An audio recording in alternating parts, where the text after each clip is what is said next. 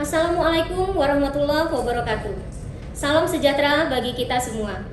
Perkenalkan, saya Rizni Ristiwati, SHMH, salah satu dosen di program studi S1 Hukum pada Fakultas Hukum Universitas Lambung Mangkurat. Video ini dibuat dengan tujuan untuk memenuhi salah satu persyaratan sertifikasi dosen tahun 2025, yaitu pernyataan diri dosen dalam unjuk kerja Tridharma Perguruan Tinggi atau PDD UKT-PT khususnya di aspek pengajaran. Sebagai dosen aktif di program studi S1 Hukum pada Fakultas Hukum Universitas Lambung Mangkurat, saya diamanahi untuk mengampu salah satu mata kuliah wajib hukum khususan untuk program khususan hukum tata negara, yaitu mata kuliah kekuasaan kehakiman.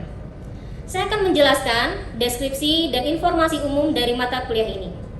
Mata kuliah kekuasaan kehakiman adalah merupakan mata kuliah wajib pada semester 6 bagi mahasiswa program khususan hukum tata negara.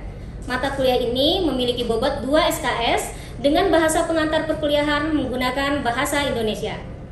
Mata kuliah kekuasaan kehakiman membahas tentang konsep negara hukum, pengertian, dan prinsip kekuasaan kehakiman, serta sejarah perkembangan peraturan perundang-undangan yang menjadi regulasi dari kekuasaan kehakiman di Indonesia. Mata kuliah ini juga mempelajari teori, jenis, struktur, kewenangan, dan peran lembaga peradilan di Indonesia, termasuk Mahkamah Agung beserta 4 badan peradilan yang berada di bawahnya, Mahkamah Konstitusi, Komisi Yudisial, serta peradilan khusus. Kemampuan yang diharapkan dari mata kuliah ini adalah mahasiswa mampu memahami secara komprehensif mengenai sistem kekuasaan kehakiman, proses penyelesaian sengketa, serta mampu menganalisa putusan pengadilan dan mengevaluasi praktek peradilan secara logis, kritis, etis, dan juga mampu merumuskan serta penyelesaian kasus hukum dalam konteks isu-isu kontemporer kekuasaan kehakiman yang mempengaruhi independensi dan efektivitas lembaga peradilan, baik secara mandiri maupun kelompok. Kemampuan yang diharapkan ini kami tuangkan ke dalam 5 CPNK, yaitu mampu menjelaskan secara komprehensif tentang konsep negara hukum, definisi, teori, asas, dan prinsip kekuasaan kehakiman. Kemudian mampu menganalisis dan mengevaluasi sejarah perkembangan kekuasaan kehakiman dalam sistem ketatanegaraan Republik Indonesia, peraturan perundang-undangan terkait kekuasaan kehakiman, putusan pengadilan, dan praktek peradilan.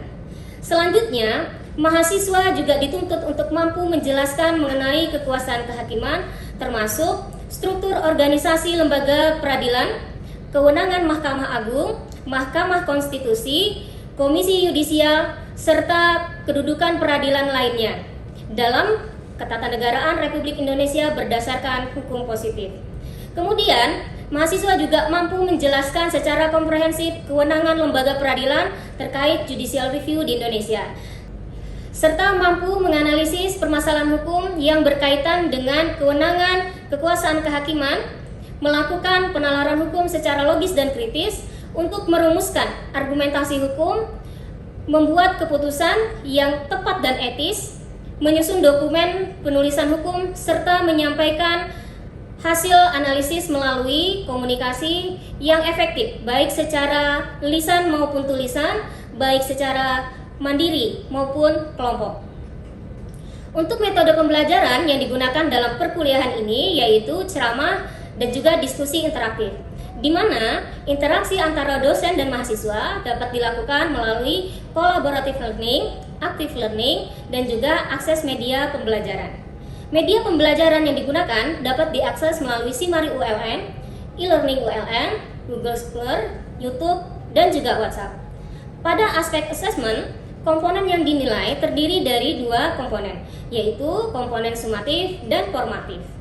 Pada komponen sumatif, komponen yang dinilai adalah pertama struktur, kejelasan, dan sistematika penulisan sebesar 20%, kedalaman analisis dan ketajaman argumentasi 40%, penggunaan teori dan asas, referensi yang kredibel, serta relevansi sumber sebesar 30%, dan presentasi serta diskusi sebesar 10%.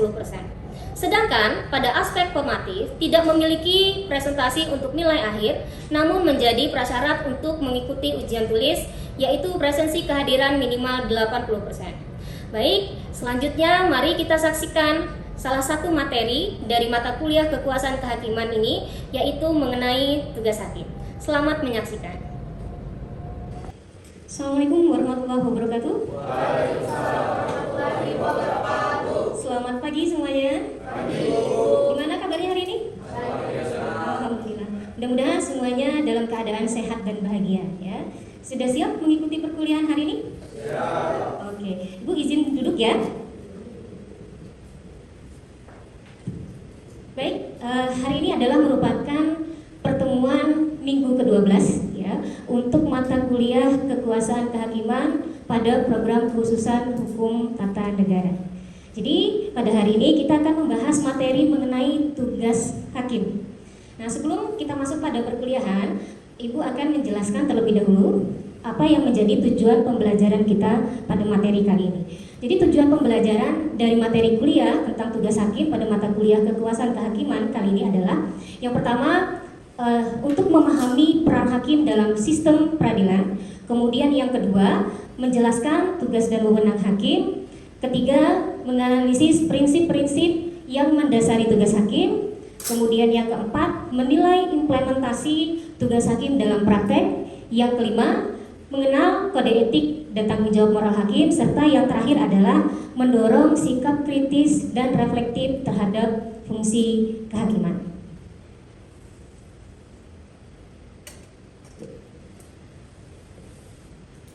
Baik, nah ini materi kita pada hari ini ya. Ketika kita berbicara tentang kekuasaan kehakiman, tentu tidak bisa dilepaskan dari keberadaan hakim. Nah, karena memang hakim ini adalah merupakan pelaku inti yang secara fungsional melaksanakan kekuasaan kehakiman.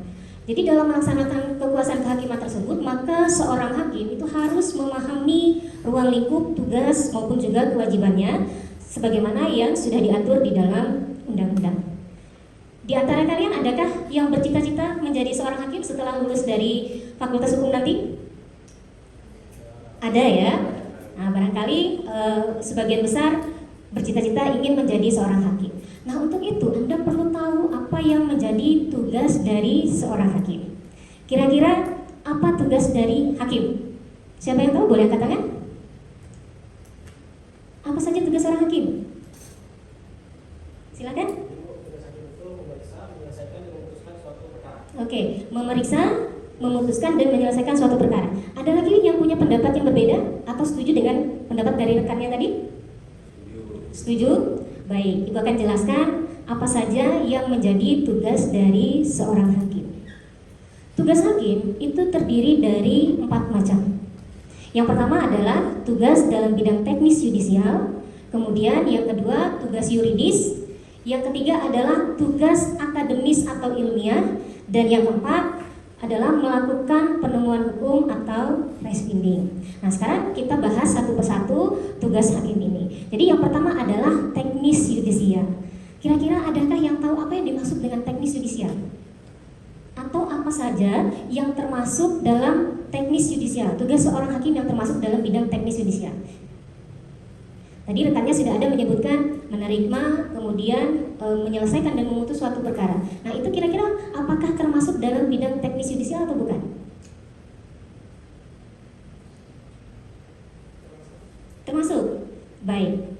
Nah, jadi yang dimaksud dengan bidang teknis yudisial ini adalah tugas hakim dalam bidang peradilan. Nah, sebagaimana tadi yang sudah disebutkan oleh rekannya, maka yang termasuk di dalam teknis yudisial, tugas seorang hakim itu adalah yang pertama menerima, kemudian memeriksa, selanjutnya adalah mengadili, serta menyelesaikan atau memutus setiap perkara yang diajukan kepadanya.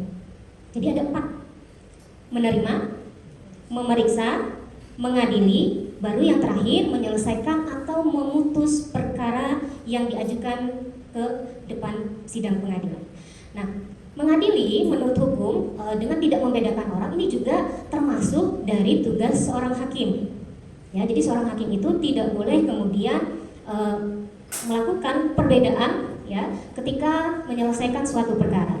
Nah, hakim ini diwajibkan untuk membantu para pencari keadilan dan berusaha mencapai peradilan yang sederhana, cepat, dan biaya ringan. Jadi peradilan yang sederhana, cepat, dan biaya ringan ini juga termasuk dalam prinsip-prinsip kekuasaan kehakiman. Sekarang kita bahas dari tugas hakim untuk menerima perkara dulu. Nah, apa yang dimaksud dengan menerima? Apa itu menerima? Jadi dalam hal menerima, maka seorang hakim itu tidak boleh menolak untuk memeriksa dan mengadili perkara yang diajukan kepadanya dengan dalih bahwa hukumnya tidak jelas atau kurang jelas. Jadi seorang hakim tidak boleh mengatakan menolak terhadap perkara yang diajukan kepadanya dengan alasan bahwa perkara tersebut belum ada payung hukumnya, belum ada peraturan perundang-undangan yang memayunginya. Karena ini juga termasuk salah satu tadi dari prinsip kekuasaan kehakiman. Jadi apapun perkara yang diajukan ke depan sidang pengadilan, maka seorang hakim wajib untuk menerimanya, kemudian memeriksa, mengadili, serta memutus dan menyelesaikan perkara tersebut. Nah, ini yang dimaksud dengan menerima. Setelah menerima tadi apa tahapannya? Memeriksa dulu ya. Jadi sebelum mengadili harus diperiksa dulu. Nah, setelah diterima, maka suatu perkara itu wajib untuk diperiksa. Memeriksa atau istilah hukumnya itu disebut dengan mengkonstatir atau mengkonstatasi. Nah, ini maksudnya adalah hakim mengakui atau membenarkan telah terjadinya peristiwa yang telah diajukan para pihak di muka sidang pengadilan, ataupun hakim menganggap telah terbuktinya peristiwa tersebut. Kapan kira-kira terbuktinya peristiwa tersebut? Nah, kalau misalnya kita ambil contoh pada sidang pidana. Nah, kalau sudah ada BAP, berita acara pemeriksaan, berita acara penyidikan, nah itu maka artinya sudah dibuktikan bahwa memang telah terjadi peristiwa. Nah, kemudian peristiwa ini yang dibawa ke depan sidang pengadilan. Syaratnya adalah peristiwa konkret tersebut harus dibuktikan terlebih dahulu. Jadi pada saat dibawa di depan sidang pengadilan, maka sekurang-kurangnya atau minimal itu harus ada 2 alat bukti. Tanpa adanya pembuktian, maka hakim tidak boleh menyatakan bahwa suatu peristiwa itu benar-benar terjadi. Jadi harus dibuktikan terlebih dahulu. Minimal 2 alat bukti. Nah, ini adalah tahapan memeriksa atau istilahnya mengkonstatir atau mengkonstatasi. Setelah tahapan memeriksa apa lagi? Mengadili. Apa itu mengadili? Sebagai orang hukum kita sering mendengar ataupun menggunakan istilah mengadili, tapi apa arti mengadili? Mengadili atau yang istilahnya itu adalah mengkualifisir atau mengkualifikasi. Artinya adalah menilai peristiwa yang telah dianggap benar-benar terjadi tadi. Nah, ini apakah termasuk dalam hubungan hukum atau tidak? Dengan kata lain, mengkualifisir itu artinya adalah menemukan hukumnya terhadap peristiwa yang telah dikonstatir dengan jalan menerapkan peraturan hukum terhadap peristiwa tersebut. Nah, peraturan hukum yang dimaksud di sini adalah berupa undang-undang. Nah, karena undang-undang tersebut adalah payung hukum yang mengatur dari peristiwa yang telah terjadi. Setelah mengadili, baru tahapan terakhirnya adalah menyelesaikan serta memutus perkara, di mana istilahnya ini adalah mengkonstituir atau mengkonstitusi. Jadi dalam tahapan ini maka seorang hakim itu wajib memberikan konstitusinya, atau hakim wajib menetapkan hukumnya dan memberi keadilan kepada yang bersangkutan. Jadi hakim itu wajib memberikan kesimpulan dari adanya premis mayor, yaitu peraturan hukumnya, dan premis minor atau peristiwanya. Nah, di sini misalnya sebagai contoh, premis mayornya adalah barang siapa mencuri dihukum. Sementara premis minornya A mencuri sepeda motor. Maka yang wajib dilakukan oleh seorang hakim adalah memberikan kesimpulan dari adanya premis mayor dan premis minor. Maka kesimpulannya adalah A dihukum karena mencuri sepeda motor. Nah, jadi dalam memberikan keputusan, maka seorang hakim itu perlu memperhatikan 3 faktor. Yang pertama adalah keadilan, kemudian kepastian hukum, dan asas kemanfaatan. Jadi 3 aspek ini tidak boleh dipisahkan. Jadi setiap putusan yang diberikan itu harus memberikan rasa keadilan, kepastian hukum, dan juga asas kemanfaatan. Nah, itu tadi adalah tugas hakim yang pertama dalam bidang teknis yudisial atau dalam bidang peradilan. Tugas yang kedua adalah tugas yuridis. Apa itu tugas yuridis? Jadi tugas yuridis ini adalah memberi keterangan, pertimbangan, ataupun juga nasihat-nasihat mengenai persoalan hukum terhadap siapa? Kepada lembaga negara lainnya apabila diminta. Nah, siapa yang dimaksud dengan lembaga negara lainnya ini? Lembaga negara apa saja? Ayo, masih ingat lembaga negara?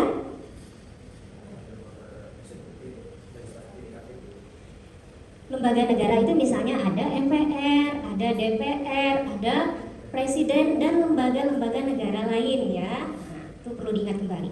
Jadi, nah misalnya dalam hal ini adalah Mahkamah Agung. Jadi dalam hal pemberian grasi dan juga rehabilitasi, nah ini di mana amanat dari pasal 14 Undang-Undang Dasar Negara Republik Indonesia tahun 1945 ini menyatakan bahwa pemberian grasi, rehabilitasi, abolisi, dan amnesti, nah ini merupakan amanat tadi dari pasal 14 di mana disebutkan bahwa Presiden ketika memberikan grasi dan juga rehabilitasi itu harus dengan memperhatikan pertimbangan dari Mahkamah Agung. Jadi Mahkamah Agung ini adalah bagian dari kekuasaan kehakiman di Indonesia.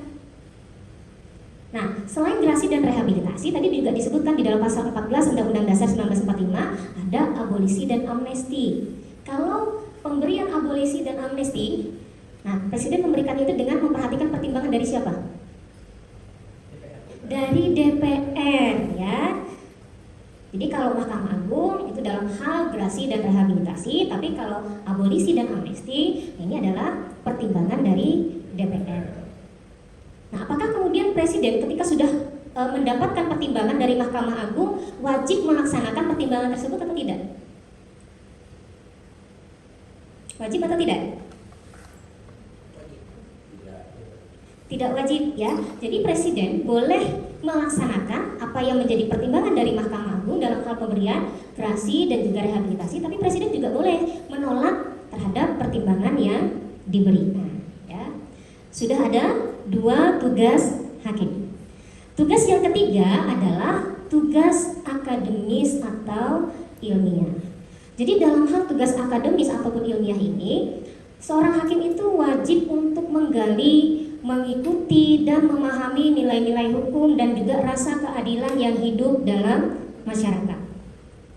Hakim itu wajib mencari, menggali, dan memahami yang pertama adalah peraturan perundang-undangan yang berlaku. Selain peraturan perundang-undangan, maka hakim juga wajib mempelajari jurisprudensi, yaitu berupa putusan-putusan hakim terdahulu yang relevan. Selanjutnya adalah hakim juga wajib mempelajari doktrin atau pendapat para ahli hukum. Dan yang terakhir yaitu asas-asas hukum yang umum. Apa tujuannya? Hakim disuruh wajib untuk menggali, mengikuti, memahami dari peraturan perundang-undangan, jurisprudensi, doktrin maupun juga asas-asas hukum. Nah, itu karena hakim melakukan penalaran yuridis ini adalah untuk menyusun pertimbangan hukum atau legal reasoning. Ya, jadi dalam membuat putusan, maka hakim itu ketika dia menyusun pertimbangan, nah ini berdasarkan yang pertama tadi adalah fakta yang terbukti di persidangan. Kemudian yang kedua, hubungan fakta dengan norma hukum. Nah, supaya apa? Supaya seorang hakim itu dia bisa menentukan dasar hukum dari putusan yang diberikan. Supaya putusan yang diberikan ini mencapai keadilan yang substantif. Tugas hakim yang terakhir yaitu adalah melakukan penemuan hukum atau istilahnya disebut dengan refinding. Kenapa seorang hakim wajib untuk melakukan penemuan hukum? Jadi karena memang peraturan perundang-undangan itu sifatnya tidak lengkap. Jadi karena memang tidak ada peraturan perundang-undangan yang dapat mengatur seluruh kegiatan kehidupan manusia secara tuntas ya. Jadi peraturan perundang-undangan itu biasanya juga terkadang tidak lengkap dan jelas. Nah, kenapa? Karena memang aktivitas manusia itu sangat luas, baik itu jenis maupun jumlahnya ya. Jadi sudah merupakan kewajiban seorang hakim untuk bisa menjelaskan kemudian menafsirkan bagaimana suatu peraturan perundang-undangan, sehingga kemudian ketika terdapat kekurangan dari peraturan perundang-undangan tersebut, maka hakim wajib untuk melengkapi kekurangan tersebut dengan jalan yaitu melakukan penemuan hukum atau istilahnya adalah reviding. Nah, penemuan hukum sendiri selain wajib dilakukan oleh seorang hakim, pihak mana lagi yang boleh melakukan penemuan hukum? Masih ingat materi yang pernah Ibu berikan? Ada dua pihak lagi selain hakim yang boleh melakukan penemuan hukum, yaitu pembentuk undang-undang dan juga akademisi. Nah, dalam hal pembentuk undang-undang, siapa pembentuk undang-undang? DPR ya. Jadi mereka boleh melakukan penemuan hukum pada saat apa? Saat menyusun rancangan undang-undang. Sehingga nanti outputnya adalah berupa undang-undang. Kalau akademisi itu punya 3 kewajiban yang disebut dengan Tridharma perguruan tinggi. Jadi seorang akademisi atau dosen ya, yang pertama itu wajib melakukan pengajaran. Nah, seperti halnya Ibu memberikan perkuliahan. Kemudian yang kedua, dosen itu wajib melakukan penelitian. Dan yang ketiga, seorang dosen itu wajib untuk melakukan pengabdian kepada masyarakat. Pada saat apa seorang dosen kemudian melakukan penemuan hukum? Yaitu pada saat melakukan penelitian. Nah, apa perbedaan penemuan hukum yang dilakukan oleh seorang hakim, kemudian pembentuk undang-undang dan juga akademisi? Penemuan hukum yang dilakukan oleh hakim ataupun pembentuk undang-undang, dalam hal ini misalnya dari DPR tadi, maka hukum atau penemuan hukum yang dihasilkan itu disebut dengan hukum. Maka dari itu wajib untuk dilaksanakan. Artinya seorang hakim ketika dia melakukan penemuan hukum itu dituangkan dalam bentuk putusan pengadilan. Putusan pengadilan itu berupa hukum, wajib untuk dilaksanakan. Begitu juga dengan pembentuk undang-undang DPR. Mereka membuat rancangan undang-undang, outputnya adalah undang-undang. Maka undang-undang itu wajib untuk dilaksanakan karena dia adalah berupa hukum. Sementara penemuan hukum yang dilakukan oleh seorang akademisi, dalam hal ini dosen ya, nah ini dia tidak menghasilkan hukum. Artinya hasil penelitian itu boleh dilaksanakan, boleh tidak. Tetapi kemudian hasil penemuan hukum yang dilakukan oleh seorang dosen ini nanti dapat digunakan oleh seorang hakim maupun oleh pembentuk undang-undang dalam membuat hukum, yaitu berupa doktrin atau pendapat sarjana, para sarjana hukum ya. Nah, jadi ini penemuan hukum baik itu yang dilakukan oleh hakim, pembentuk undang-undang maupun juga oleh akademisi. Jadi sudah ada kita bahas 4 macam tugas hakim. Nah, sampai di sini kira-kira adakah yang mau ditanyakan terkait dengan materi kita kali ini?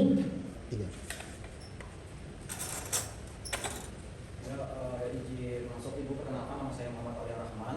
Di sini Aulia sangat tertarik tadi ketika di awal membahas sedikit soal prinsip. Nah, pertanyaan Aulia adalah bagaimana suatu prinsip kemandirian seorang hakim itu mempengaruhi, terutama dalam mempengaruhi suatu tindakan hasil perkara yang dilakukan oleh seorang hakim itu. Jadi bagaimana prinsip kemandirian itu tersebut mempengaruhi? Itu saja Ibu. Terima kasih. Baik, terima kasih Aul, pertanyaan yang bagus sekali ya. Aul mempertanyakan bagaimana prinsip kemandirian hakim itu bisa mempengaruhi pelaksanaan tugas hakim dalam memutus perkara. Jadi, prinsip kemandirian hakim itu artinya adalah hakim bebas dari campur tangan, tekanan, atau pengaruh pihak manapun, baik itu dari kekuasaan eksekutif, legislatif, ataupun pihak berkepentingan dalam perkara ya. Nah, misalnya opini publik, nah itu juga termasuk hal-hal yang bisa mempengaruhi kemandirian hakim dalam memberikan putusan. Nah, pengaruh prinsip ini terhadap pelaksanaan tugas hakim itu bisa dilihat dari beberapa aspek ya. Misalnya, yang pertama itu adalah menjamin objektivitas putusan. Karena kemandirian ini memungkinkan seorang hakim itu bisa memutus berdasarkan fakta, alat bukti, hukum yang berlaku, dan juga keyakinan dari nurani si hakim itu sendiri, bukan karena tekanan dari pihak luar. Kemudian yang kedua adalah menegakkan peradilan. Jadi seorang hakim dapat memberikan putusan yang adil bagi para pencari keadilan tanpa adanya rasa takut, ya. Misalnya rasa takut kehilangan jabatan, ya, ataupun misalnya rasa takut karena mendapat ancaman dari pihak lain. Kemudian untuk mencegah intervensi politik ataupun ekonomi.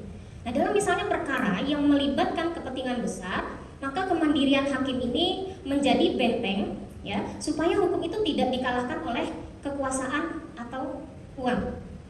Dan yang terakhir, untuk meningkatkan kepercayaan publik terhadap peradilan.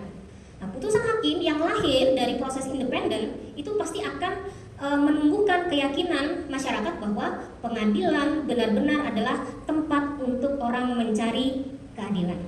Contoh konkret misalnya, kalau seorang hakim menghadapi tekanan dari pejabat tertentu atau misalnya supaya memutus perkara itu secara berpihak, maka prinsip kemandirian memandatkan seorang hakim untuk menolak intervensi tersebut dan tetap berpegang pada hukum dan juga hati nuraninya.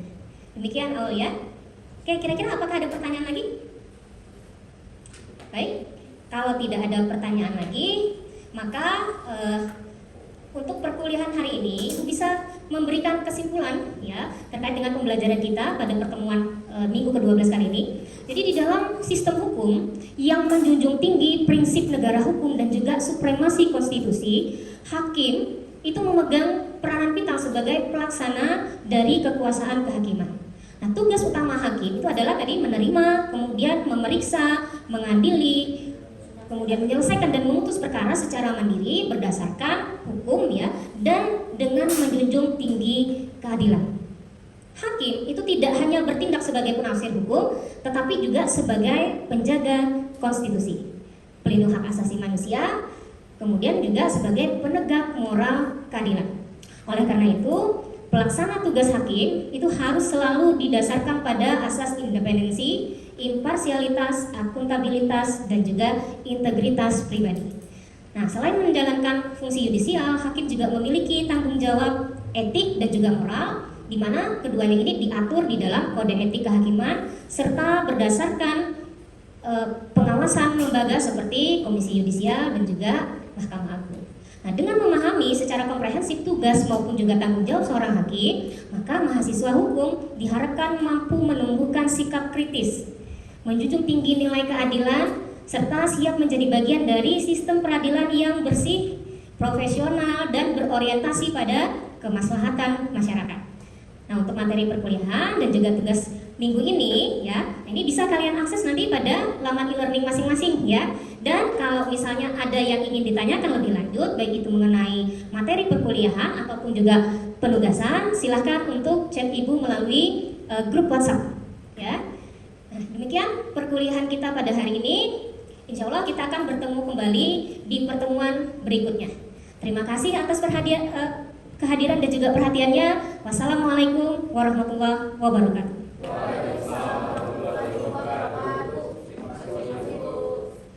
Oke, cut.